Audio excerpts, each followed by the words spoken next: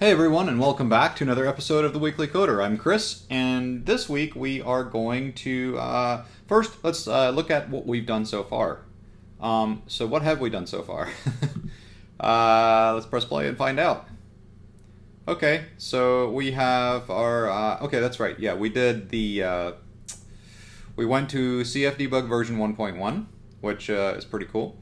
We also added the ability to generate tiles to the screen. So that's where we're at.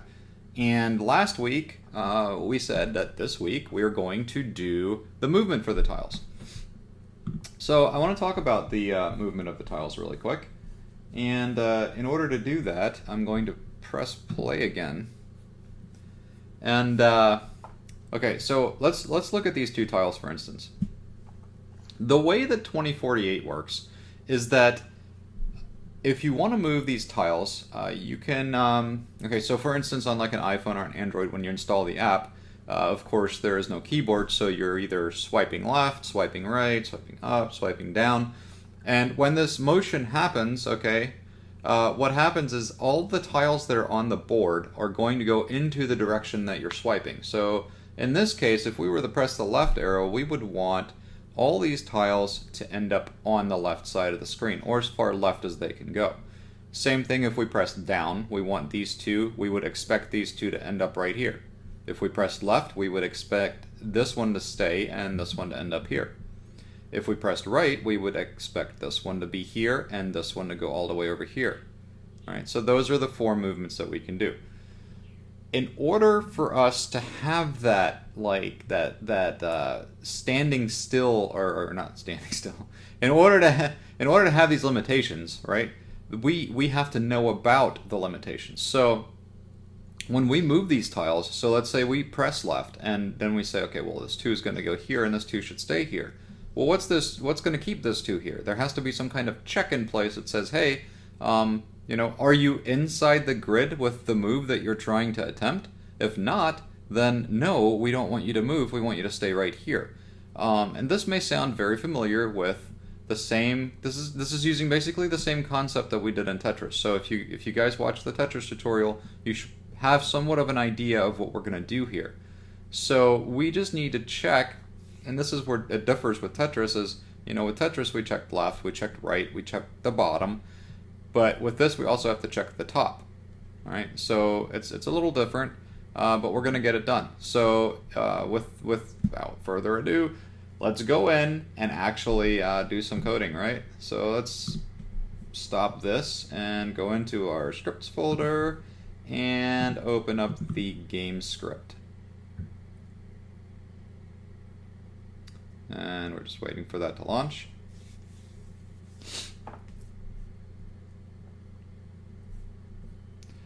So what we want to do in our game script is we want to create a method, and yes, it wants me to update. Always update.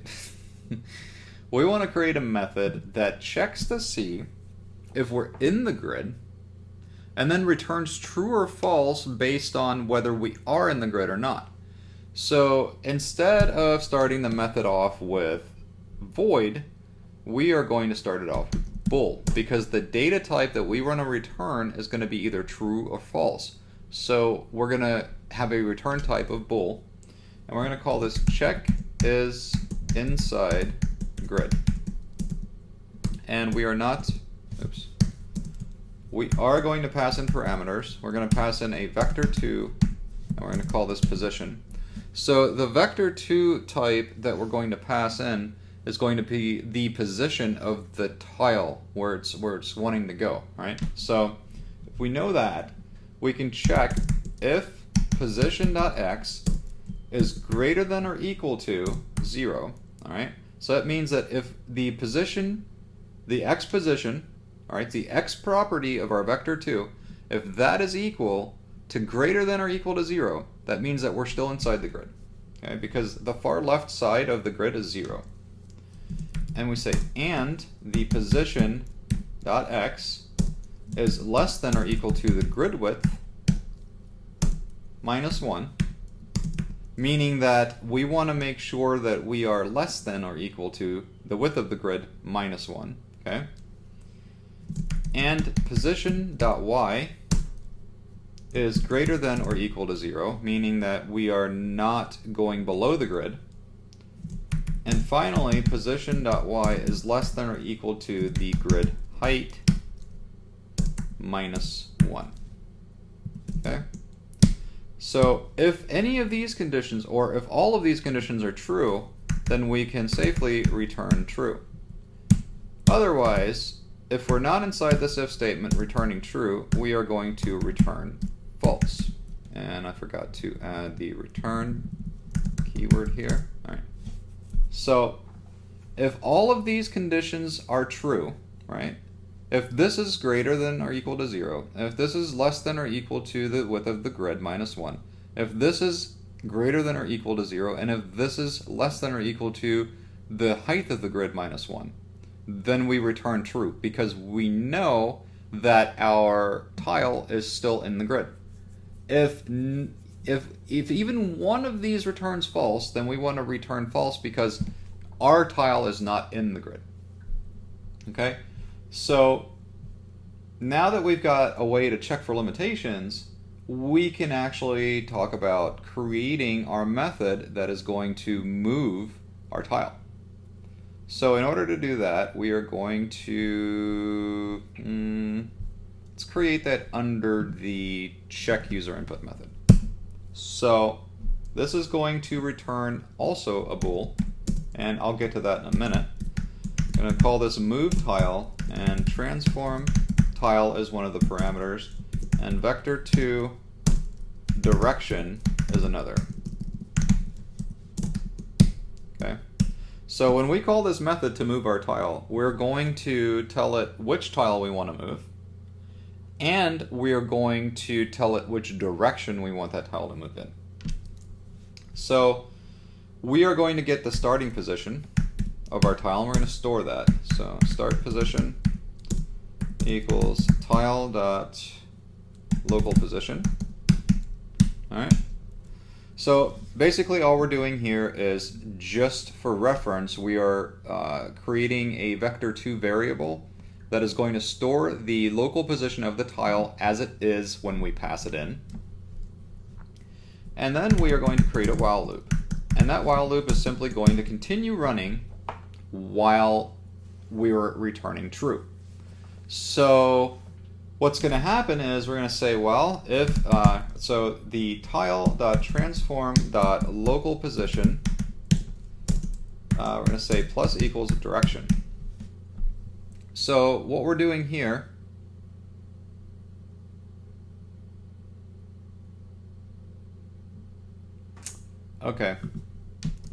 we have to actually pass in a, well, we could probably cast it as a vector 3. There.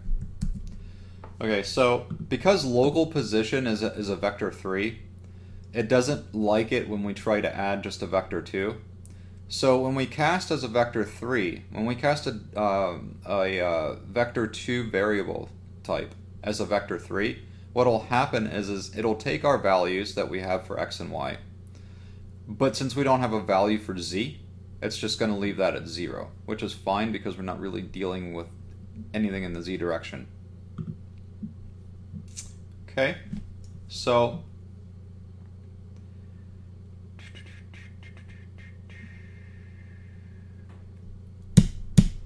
now we are going to actually store the location again. So we're going to do vector2 position equals tile.transform.local position. All right, so we're storing x and y. And then we are going to use our check is in grid method. So we say if check is in grid. So if that returns true, then we're good. Otherwise, we're not good. What is this complaining about? Oh, we have to pass in a value. So we're going to pass in position. Okay. And what we're doing here is we're just taking the position that we moved our tile to. So we're basically moving our tile. We're changing the position. You can't see this happen though in the draw, okay, when the tile moves, because we're still in the same frame. Now remember, everything that happens, what we're doing here, until update is called again, we're still in the same frame. We're working inside the same frame. So if another frame doesn't pass before, you know, any of this happens, then what'll happen is we can't even see what happens. So we can safely move this to kind of test if the movement's good, right? So then we say, well, if check is inside grid. So after we've made our move, we store that in this variable. We then pass this variable along as a vector2 to the check is inside grid method. The check is inside grid method in turn is going to then check to see, well, if this position that you're passing me, if this is in the grid, return true. And if it is true, what we want to do is we want to update our grid, okay, with the new position. And remember, the update grid method, what that does is it calls the update grid method. This calls the update grid method. The update grid method, what that does is it iterates over the grid, it nulls out all the values, and then it basically just goes over the entire grid again and stores all the new transforms in their new positions.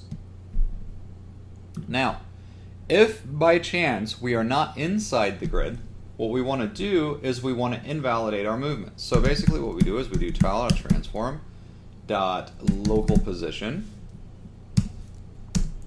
and we're going to say plus equals the negative of our direction. And again, we're going to have to cast a vector3.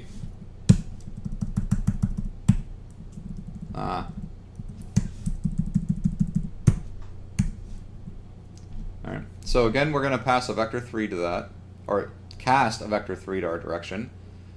And basically what we're doing is we're going in reverse. We are basically moving back, because this method returned false, because otherwise we wouldn't be in this else statement, because right here, if this, so basically this is the same as if I were to write equals true. Okay? If check is inside grid equals true, meaning that we're testing to see if this is what this value equals, the return. So basically we can skip this step by not writing this at all. Basically this means, is it true? Yes, we update the grid.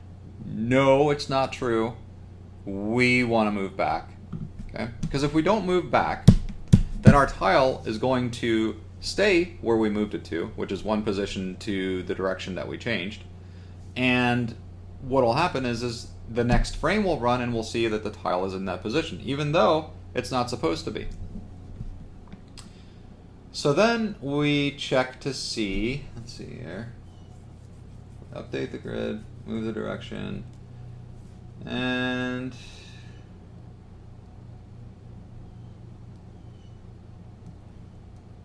okay, so finally we want to return a value here based on whether or not the tile moved. So what we do is we do if tile.transform dot local position is equal to the starting position, oops, then we return false. Otherwise, we return true. Alright. Starting position, also vector3. Okay. So the starting position, as you remember, right, we stored the actual location of the tile where it was before we moved it at all. And this variable will stay, or it will store this position while we're running this while loop, okay? And this while loop is going to continue to be true until we get to this point where we say return false.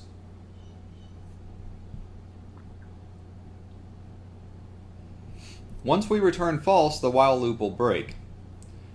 What we're doing is we're saying, hey, if our tile.transform.local position, meaning that the position that our tile is currently in, if that equals the starting position, which we stored up here, if those two are equal, then that means our tile didn't move at all, right? It just stayed where it was. So we're going to return false. And that's what's going to be returned at this method. So when we call the move tile method, we'll be able to know whether our tile moved or not. Okay? Then basically we say, well, if it doesn't equal this, we're in this else statement, and in here we just say true. Because if this doesn't equal that, we know that the tile actually moved. Alright, so let's talk about moving the tiles, alright? And not just one tile, we want to move all the tiles. We don't want to just move one of the tiles, okay? Because this method right here, this will only move one of the tiles. It'll move whichever tile we pass and in the direction that we want to move it. So we're not going to have the ability to say, oh, well, I'll move this 2 tile over here and this 2 tile over here. Basically what we want to happen is when we press the left button, we want to have a method that says move all the tiles left. So we want that method to be able to say, hey, where's the tiles at? So every time I find a tile, I want to call this move tile method to move that individual tile until all the tiles have been moved. So that's what our move all tiles method is going to do. And we're going to make that now. And we're going to put that right below or right above the move tile method. And this one is not going to return anything. We're just going to call it move all tiles. And the only thing we're going to pass in here is vector2 direction. Alright? So, first thing we need to do is we need to create a variable, an integer variable, and we're going to call this move count, or tiles moved count. I'm going to set that equal to 0. The reason that we have that variable is because what we want to do is we want to keep track of whether or not the tiles have moved. And if the tiles moved count is greater than 0, we will do something. We will update the grid, and we will let the grid know that tiles have moved. So, we're going to have to write a bunch of code now. What we'll do is we're going to check our direction. So if direction equals vector2 dot left, right? So if we press the left key, we're going to iterate over our grid array int x equals 0, x is less than grid width, and x plus plus. The order in which we check this in is extremely important, and I'm going to tell you in a second why. Yep. Y is less than grid height, and y plus plus. And if grid x, y,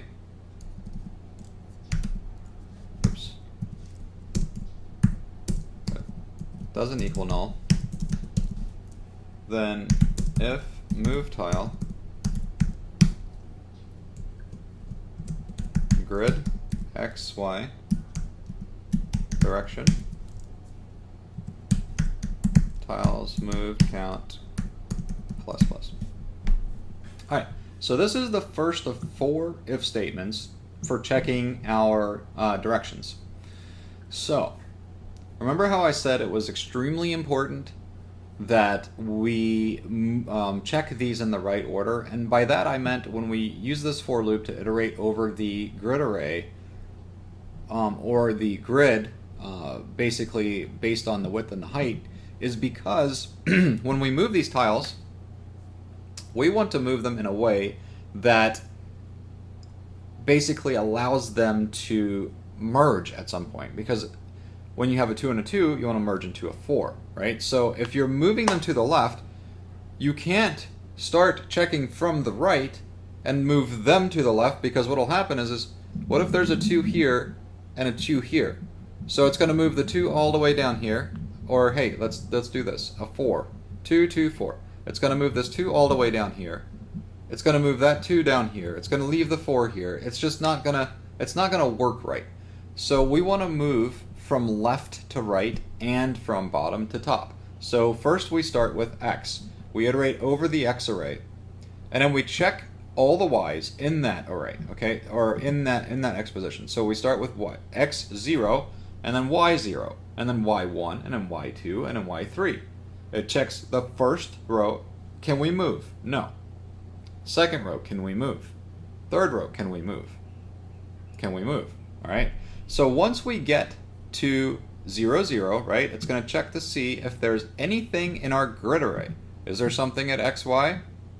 If it's not null, then there's something there. And if there is, we call our moveTile method. And we pass in the transform, okay? So the transforms are stored in the grid array at this x and y coordinate, or index in the multidimensional array. We then pass along the direction, which we will actually get from here. When we call the move all tiles method, we're going to pass in a direction. That direction then gets passed along to here to the move tile method. We then, if we actually moved a tile, we set our tiles moved count, basically we increment that by 1. Okay? And we know if we moved a tile or not because this move tile method returns true or false. Okay? So basically we're saying if move tile, and we're passing in the transform in the direction, if that equals true, meaning that a tile is moved, we increment this tile's moved count variable. All right, so we're going to go ahead and create the next 3 if statements, and I'm not going to really cover the what they do because they all basically just do the same thing. They just check it in a different direction. So let's go ahead and create the one for checking for right. So if direction equals vector2 dot right. All right, we have to do for int x equals grid width, because we are starting at the right, okay?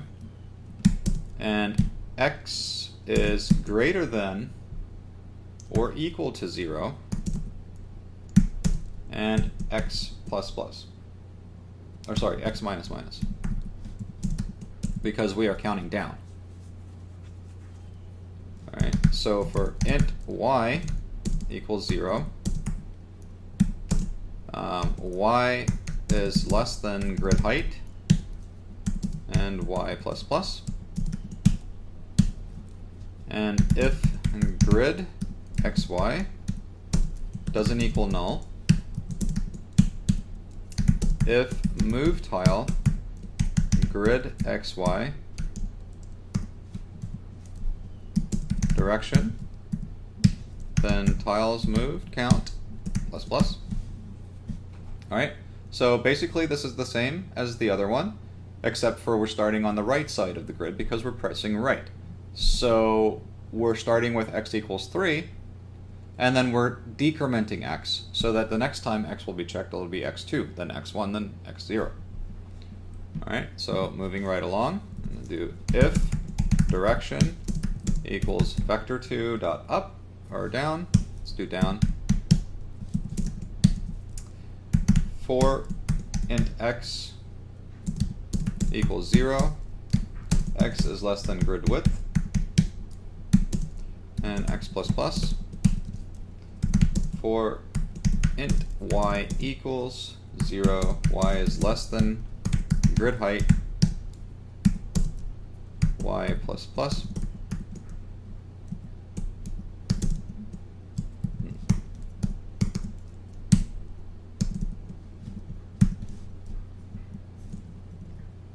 What am I doing here? What happened? Okay. If grid xy doesn't equal null, if move tile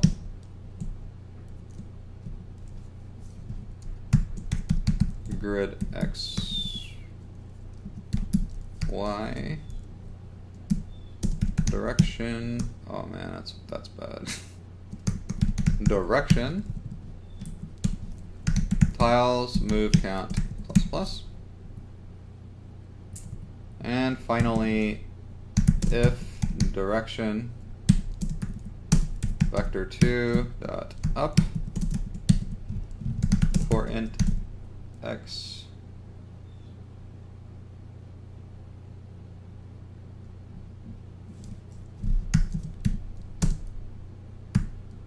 equals 0. X is less than grid width x plus plus,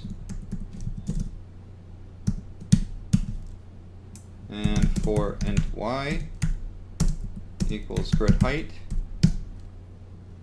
minus 1 .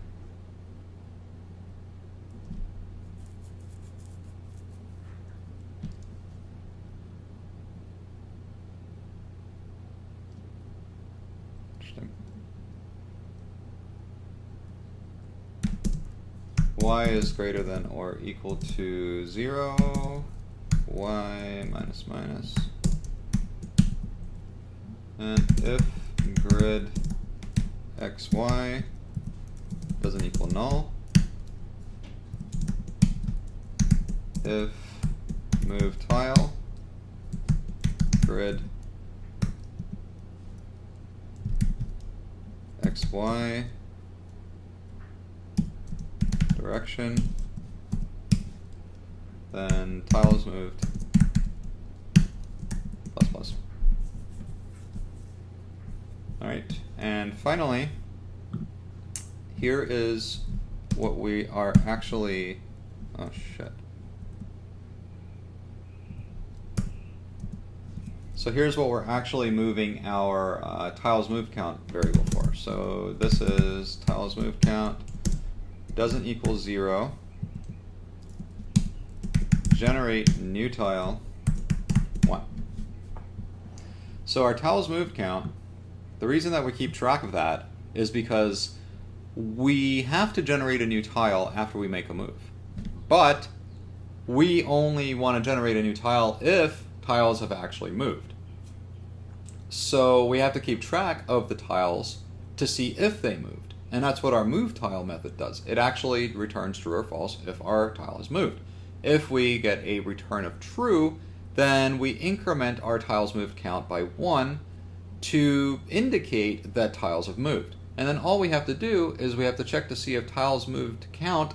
If that doesn't equal 0, then that means one or more tiles have moved. And we can then safely say we want to generate a new tile, and we want to generate one new tile. All right. Now that we've got that, we should be good for some testing, right? Let's move some tiles around. Save this. Let's go to Unity, press play. Bam, we got a 2 and a 2. Let's move them right. Or left. Or, interesting. Well, our debug window is definitely telling us something. It's telling us that we are pressing the buttons we're supposed to be pressing, but our tiles are not moving. Why are they not moving? Well, I can tell you why. I just thought about.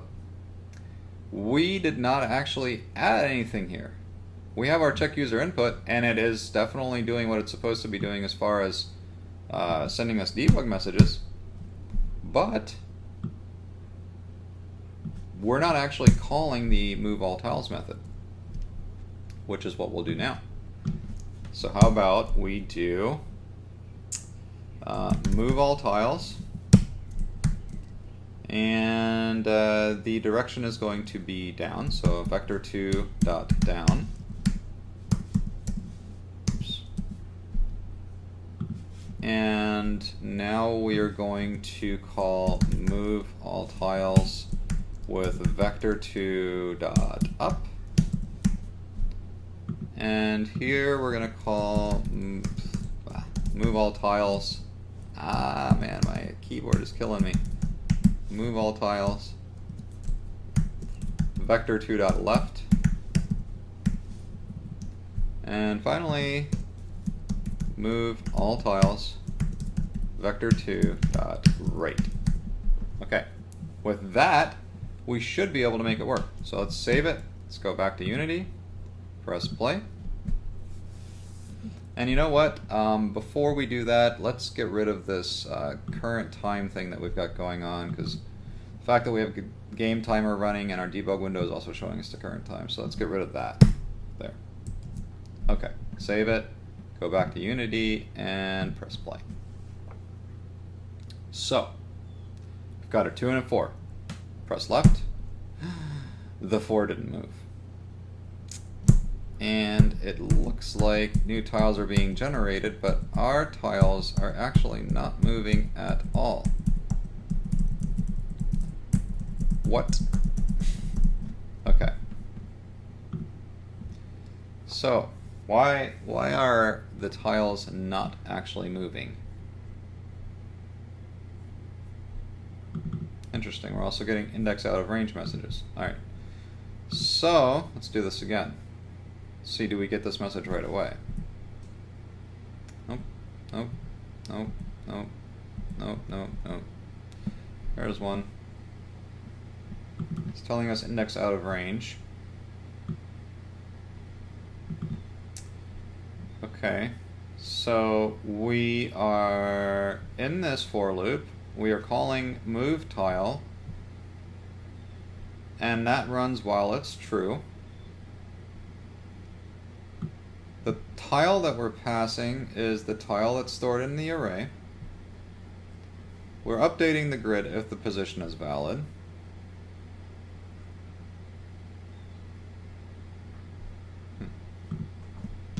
Let's do this. CF debug.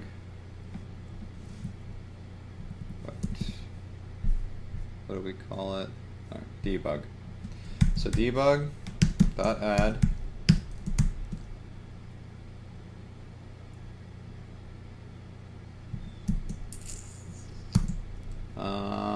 description last tile moved, and the value is going to be, let's call it the tile.name,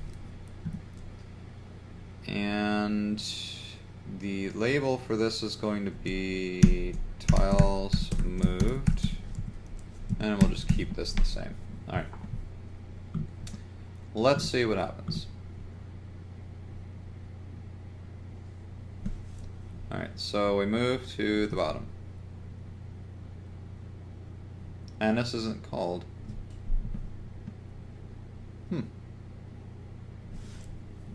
So it's not even calling this. It doesn't even get to this point. So our check is inside grid method could be the culprit. So if we're returning false, debug.add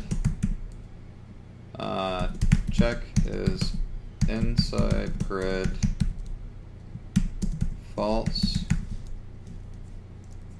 and the value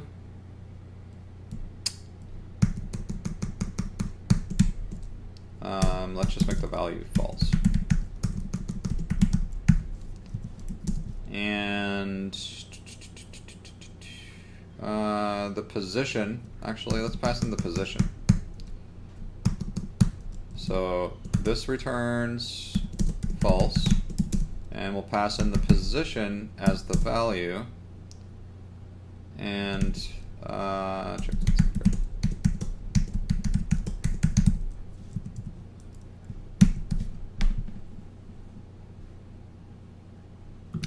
Position dot toString.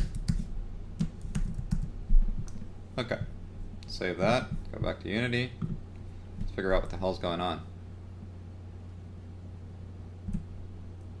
Alright. What? Negative 1.3 and 1.5. That's where it's telling us that it's going?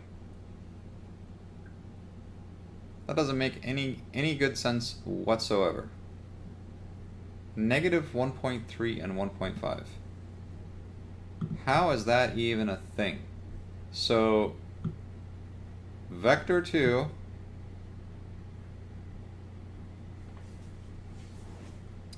passing into position, check is grid. Alright, so we're checking to see if it's in the grid. All this does is iterate over the array. The only thing that moves the tile is this method. So we are moving the local position of the tile. Alright, so well let's do this. debug.add.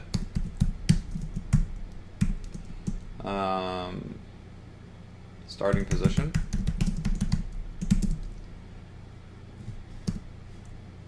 Let's do start position to string. Starting position.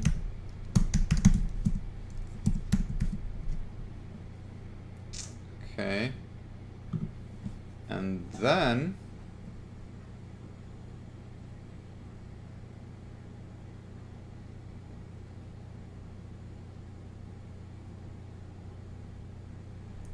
let's do new position.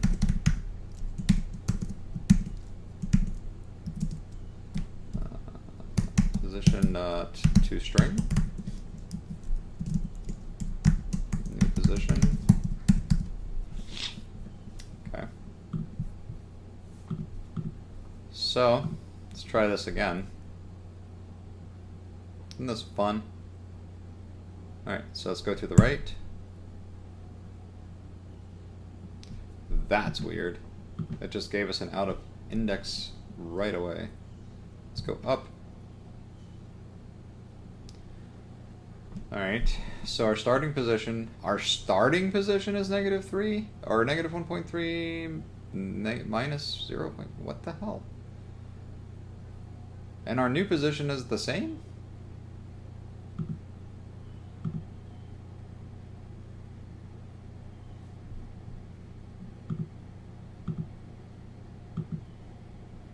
Indeed.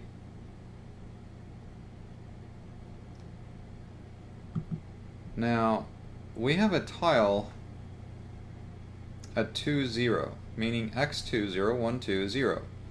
So this is telling us we're at 2, 0, but this position is telling us that we're at negative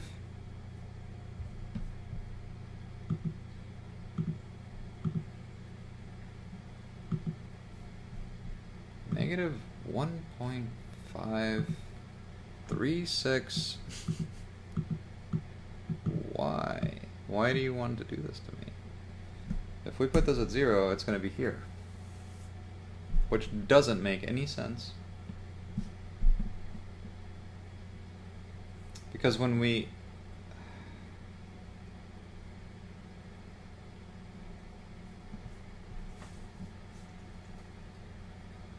Oh, what is going on? Alright. I'm sure that this is an issue with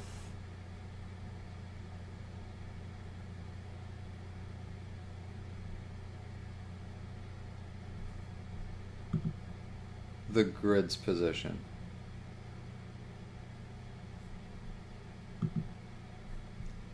The grid is not positioned properly.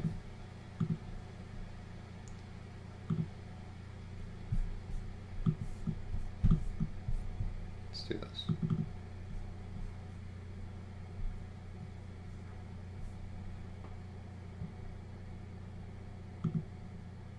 The grid should be at 2, 2.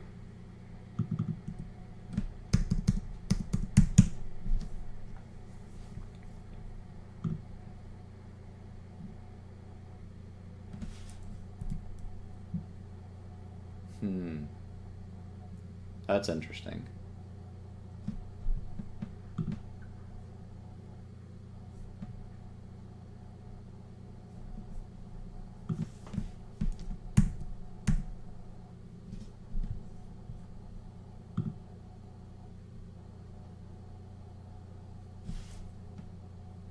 Two, one. There we go.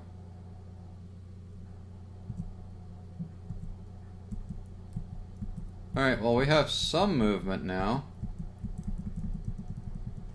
but we're still getting a problem with moving to the right. Okay, so what I did was, for some reason, our grid was not where it was supposed to be. Our grid was like... our grid was way off. The position of the grid is supposed to be at 0, 0. So let's put it at 0, 0, and then start again. Alright, so since we're at 0, 0 now, if we press left these two tiles moved from right to left. And this tile is the newly generated tile. So now if we press right, it doesn't like it because you know what? I think we have to do -1.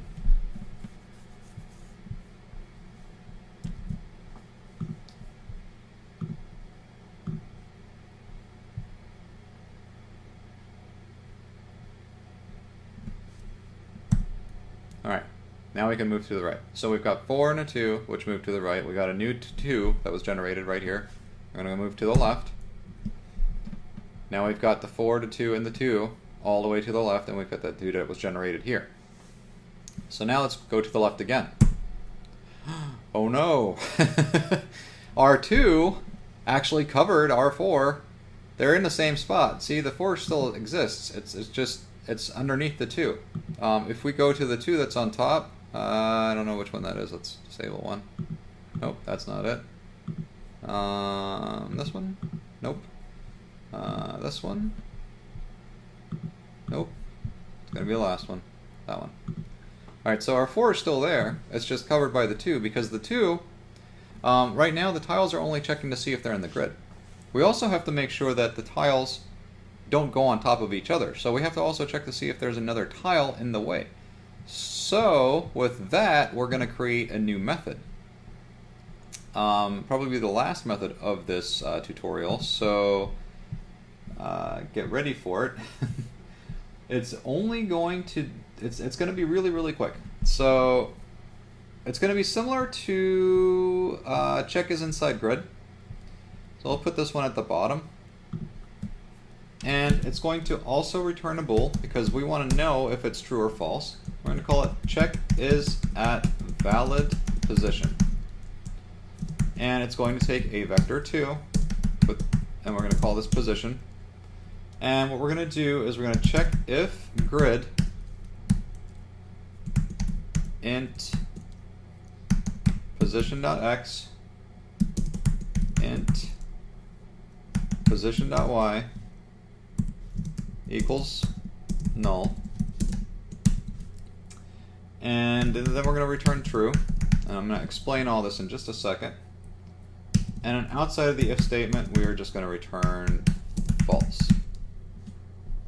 Okay, so first of all, I know that there are a couple of you that are probably wondering if we're going to be passing in integers here, and we're casting as integers, then why do we want to cast as integers every single time? Why don't we just, instead of doing a vector 2, why don't we just do int x, int y parameters, so we'll have 2 parameters, right? The reason is because the position that we're going to be passing in, okay, is going to be in the form of a vector 2 already. And in order to pass in an index to this multidimensional array, we would then, if we did the integers here, we would then need to pass in integer variables there. So we would have to cast integers as variables to the position. But if we do it in this method, we only have to do it once. Every time we now call this method, we only have to pass in a vector 2. We don't have to worry about passing in 2 integer variables every time. So this just makes it easier, and that's what methods are all for, is to make code easier and cleaner and more manageable. So that's why we're using this method. So what this does is it checks to see, hey, so the position that you're trying to move to, let me see what's there. Okay, if that equals null, then return true. And that means basically, yes, we're at a valid position. If it doesn't equal null, guess what? There's already a piece there, so we have to return false. Okay, we cannot move to that position because there's something there already. So how do we implement this? Well, we go back to our moveTile method. And in our moveTile method, right after we're checking to see if we're inside the grid, we check to see if we're at a valid position. So check it. Check if it's a valid position. And we're going to pass in the position.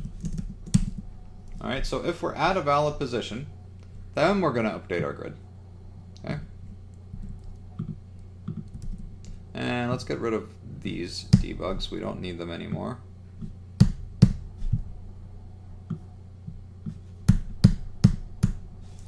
Hey, that little debug script came in handy, huh? So if we're at a valid position, for now, we're going to update the grid. All right, so if we're inside the grid, then we're at a valid position. Otherwise, we still have to do this part. I'm just going to copy and paste this. All right. This happens because I hate the way they do this. There's probably a setting to make this different, and I'm going to change it soon if I can find it. All right, so we still have to call this because let's assume that the tile wants to move and it is inside the grid. All right, so let's say it's inside the grid. This else statement is never going to get called then because we're only going to work with this. So let's also suppose then it checks the position and it finds that it is not at a valid position. So we don't want to update the grid. So we want to have an else statement that says, hey, we're not at a valid position, so let's just move back. Okay? And then we are going to tell the return value that we are moving back because this equals that, and we're just going to say false. Otherwise, of course, we're going to return true.